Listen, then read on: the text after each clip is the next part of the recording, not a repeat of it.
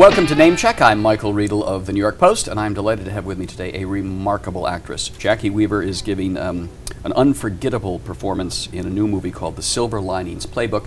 She plays the mother of a troubled young teacher who has just been released from a rehabilitation and psychiatric center, and she is doing her best to try to help him keep his life together. She was nominated for an Oscar last year in Animal House, and she is celebrating now, I think, her, dare I say it, 50 years in show business. That's right. Yeah. So 50 years ago, just this week, you did your first play ever, right? That's right. It was a lavish production of Cinderella, and I was Cinderella. And you must have been what, 5 or 6? I was 15. I'm 65, oh, no. and I don't mind. And that was when it bit. That's when the theatrical bug bit you, and you said, "This is what I have to do." No, I think I came out of the womb pretending to be someone else. Really? That's my mother says I was particularly neurotic about the fact that I wanted to be someone else. I was always being other people. Inventing? From the age of about 2 or 3. As soon as I could speak, I was pretending. Inventing characters in your head that you were playing, or imitating people around you? Yes, both. Doing every accent I possibly could. And I wanted to be somebody else. So you spent the last 50 years trying to be someone else. Yeah, exactly. In this movie, The Silver Linings Playbook, I must say you have a remarkable face. I mean, from the moment you appear in the institution to try to get your son out, you have the saddest eyes I've ever seen, and there's always this fear in them throughout the movie that you love this boy so much, but he could go over at any moment. Yes. Is that what's going on with the character? Well, I think that character, Dolores, is constantly on tenterhooks. She's walking on eggshells, walking a tightrope, all these terrible cliches I'm spouting, because not only does she have a son who's bipolar and with terrible anger management problems, she's also got a husband who's obsessive compulsive with anger management problems, and she's the peacekeeper in the family, and she adores both of them and they adore her, and so yes, there is fear. That definitely comes through. I mean, you think, wow, this is not a family that intentionally wants to hurt anyone at all. And you get a sense that they really do love each other deeply, profoundly. Oh, that's good, yes, because I think that's the truth of the story, that they all really love each other. Yeah. What about Robert De Niro? Isn't he amazing? I know. I was going to ask you about Sorry, Robert De Niro. I preempted you. That's right. Your first time working with him? Oh, yes. Yeah. So what's it like being on the set with a Hollywood legend like Mr. De Niro? It's like, Mr. De Niro's here, Mr. De Niro's here. You have to keep your distance. Oh no,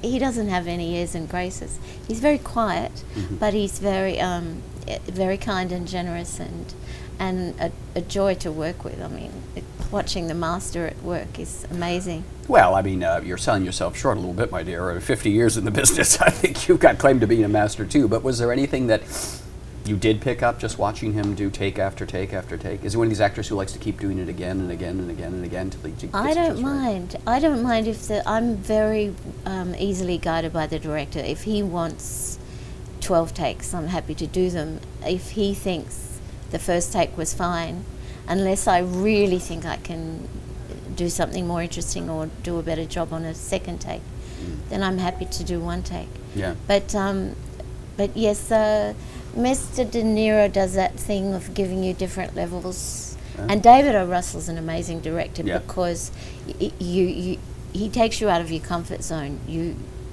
really you have to be prepared to do a certain amount of a different way, the adjustment. So yes, I like the idea. I'm getting nervous just talking about it.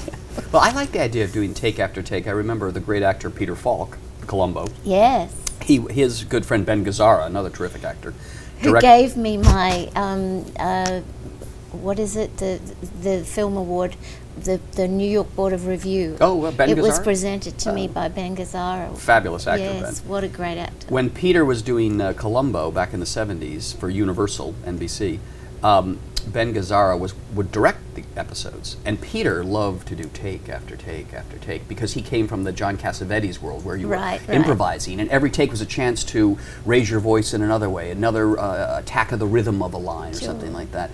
And of course, the more takes you do, the more money it costs. So these executives would be there getting nervous, and they'd be on take 50, and Ben would say, "Peter, you want to do another take?" And Peter would say, "Just warming up."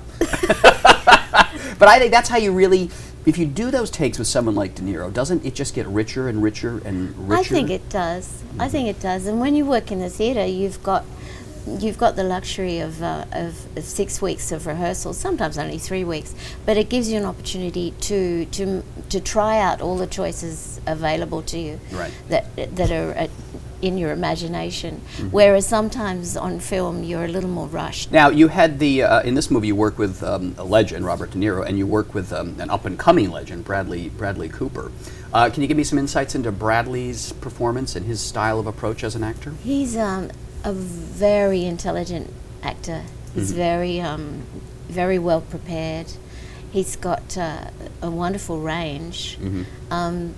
Those people that think of him as the guy in the Hangover films, in which he's great. Right. I think they're going to be so impressed with him in this, because he's not only great at comedy, he's a fine.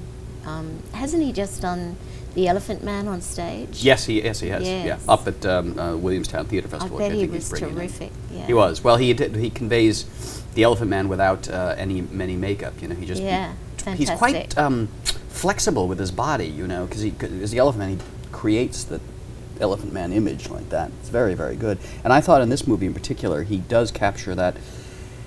I'm trying to hold it together, but like that. Yes. He goes over the edge. On a very tight string. Yeah. And then a fine young actress is also in the movie, Jennifer Lawrence, whom I met the other night. Isn't she wonderful? Very good. So She's what, 21 years old or something like that? That's about it, I think. She's just a baby, and already she's got such maturity. Yeah, she's wonderful. Now, do you find, since you spent much of your career in the theater in Australia, and now you're doing all these movies, is there an adjustment one has to make from the stage to a movie? Do you tone it down? Do you use your face more? Do you? Sometimes when I look at myself on film, I think I'd like to be a bit more still. Really? I mean, I'm quite good at stillness. Yeah. When you're on stage, you do make up the fact that there are people hundreds of yards away who, especially in a big arena, like where we did at the city centre, where we did Uncle Vanya. You did Uncle Vanya with Kate Blanchett. Yeah, with now, 2,500 seats. Wow. That is tough, to make Chekhov go over 2,000 seats. But you guys did a remarkable job with it. It was very well received here in New York. Well, you've got a remarkable career. I mean, you can do a big movie that sure is already generating Oscar buzz, and then you can do a new play, and I'm sure you've got the classical repertory at your disposal. I'm a lucky Is there anything you can't do? And you do musicals too. You started out in Cinderella. Yeah, I was, the most recent musical I was in was Priscilla, Queen of the Desert. Oh, really? Here not in New York. I didn't do it in New York. I saw it in Australia. No. Did you? Who did you play in that? Well, I was the woman with the bosoms down to there. Oh. Oh my, that was you? I was going to say the big dyke. The big lesbian dyke. That was you? Yeah. Oh my God. I'm a master of disguise. I can't believe that. The range is, I'm in awe of your range, from a big lesbian with gigantic boobs to... Yeah, they were sort of filled with beans. They were sort of sacks filled with beans. They were heavy. Well, Jacki Weaver, I must say that's a surprise to me, because I saw you. I love it. I've caught you. You did, because my friend Tony Sheldon was in it with you. Yeah, my dear friend Tony Sheldon. A wonderful man. So, Jacki Weaver is a fine actress, giving a terrific performance in Silver Linings Playbook, which is just being released this week in New York, and I think is going nationwide in a couple of weeks. Yeah. Well, thank you for It's a beautiful film. It is lovely. Thanks a lot for being my guest on Name Check. Thanks for having me. I'm Michael Riedel, and we will see you next time on Name Check.